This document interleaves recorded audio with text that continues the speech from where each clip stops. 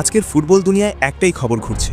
সবাই জানতে চাইছে ওজিল কি সত্যিই বাংলাদেশে এসেছে।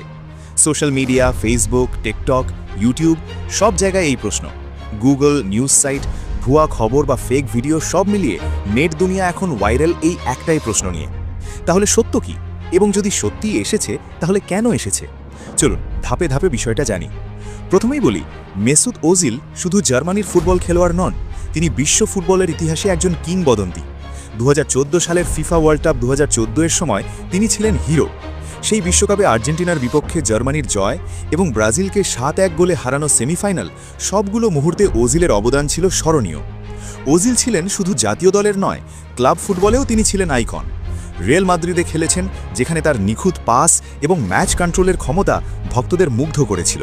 পরে যোগ দিয়েছেন আর্সেনালে এবং সেখানে হয়ে উঠেছেন ফ্যানদের আইডল।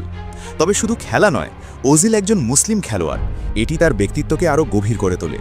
মুসলিম হওয়ার কারণে তাকে জার্মান দল থেকে বাদ দেওয়া হয়েছে, কিন্তু তার খেলার মান ও মানবিক দৃষ্টিভঙ্গি বিশ্ববাসীকে মুগ্ধ করেছে। বিশ্ব ফুটবলের ফ্যানরা তাকে কেবল তার খেলার জন্য নয়, তার ব্যক্তিত্বের জন্যও ভালোবাসে। এবার আসি মূল বিষয়টিতে, ওজিল কি সত্যিই বাংলাদেশে এসেছে? উত্তর হলো হ্যাঁ, সত্যিই এসেছে। ওজিল গতকাল ঢাকা বিশ্ববিদ্যালয়ে গিয়েছিলেন এবং সেখানে একটি মেডিকেল সেন্টারের উদ্বোধন করেছেন। এরপর 19 ফেব্রুয়ারি তিনি কক্সবাজারের রোহিঙ্গা শিবিরেও গিয়েছেন, সঙ্গে ছিলেন তুর্কি প্রতিনিধি দল। প্রথম প্রশ্ন, ওজিল কেন বাংলাদেশে এসেছেন? মূলত তার সফরের উদ্দেশ্য হল মানবিক কার্যক্রম। ঢাকায় তিনি মেডিকেল সেন্টারের উদ্বোধন করেছেন, যা স্বাস্থ্যসেবা ও চিকিৎসা ক্ষেত্রে সহায়তা করবে। কক্সবাজার সফরে তিনি রোহিঙ্গা শিবির পরিদর্শন করেছেন। বিশ্বজয়ী এই তারকা দীর্ঘদিন ধরে বিভিন্ন দেশের শিক্ষা, স্বাস্থ্য ও সমাজ কল্যাণমূলক কাজের সঙ্গে যুক্ত। বাংলাদেশে তার এই সফর আন্তর্জাতিকভাবে গুরুত্বপূর্ণ, কারণ এটি শুধু ফুটবল নয়, মানবিক সহায়তা ও সামাজিক দায়িত্বও দেখায়। ওজিলের এই সফরের আরেকটি গুরুত্বপূর্ণ দিক হল তরুণদের অনুপ্রেরণা। বাংলাদেশে ফুটবলের জনপ্রিয়তা দিন দিন বেড়ে চলেছে। লাখো তরুণ ফুটবল প্রেমী ও ফ্যান ইউরোপিয়ান ফুটবল নিয়মিত দেখেন। সেই যুব সমাজের কাছে ওজিলের মতো একজন তারকা এসে সময় কাটালে তারা নতুন উদ্দীপনা পাবে। তারা ভাববে, আমরাও একদিন আন্তর্জাতিক মঞ্চে খেলব। এই সফর সোশ্যাল মিডিয়ায় ব্যাপক ভাইরাল হয়েছে। ভক্তদের উচ্ছ্বাস, নিরাপত্তা ব্যবস্থা, অনুষ্ঠানের রঙিন পরিবেশ সব মিলিয়ে বিষয়টি এখন আলোচনার কেন্দ্রবিন্দু। কেউ কেউ এটাকে বলেছেন ঐতিহাসিক মুহূর্ত, কারণ বিশ্বকাপ জয়ী একজন তারকা হঠাৎ বাংলাদেশের মাটিতে পা রাখলেন। এখন আসুন একটু দেখাই ওজিলের ক্যারিয়ার ও ব্যাকগ্রাউন্ড, যাতে দর্শক আরও জানে কেন তিনি এত গুরুত্বপূর্ণ। জার্মানির ফুটবল তারকা, 2014 বিশ্বকাপের হিরো। ক্লাব ক্যারিয়ার, রিয়াল মাদ্রিদ ও আর্সেনালের আইকন। মানবিক কাজ, শিশু, শিক্ষা, স্বাস্থ্য, অনেক দেশে মানবিক উদ্যোগে যুক্ত।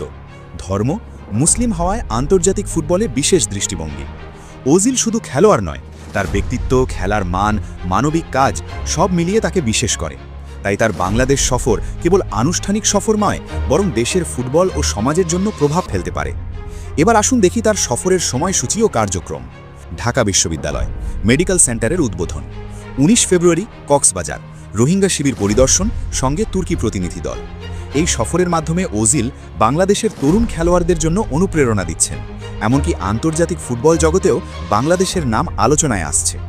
এখন প্রশ্ন, ওজিলের বাংলাদেশ সফরের প্রভাব কি দীর্ঘমেয়াদী হবে? ফুটবলের জনপ্রিয়তা বৃদ্ধি, তরুণদের উৎসাহ বাড়বে, আন্তর্জাতিক দৃষ্টি, বিশ্বমঞ্চে বাংলাদেশের ছবি তুলে ধরা হবে।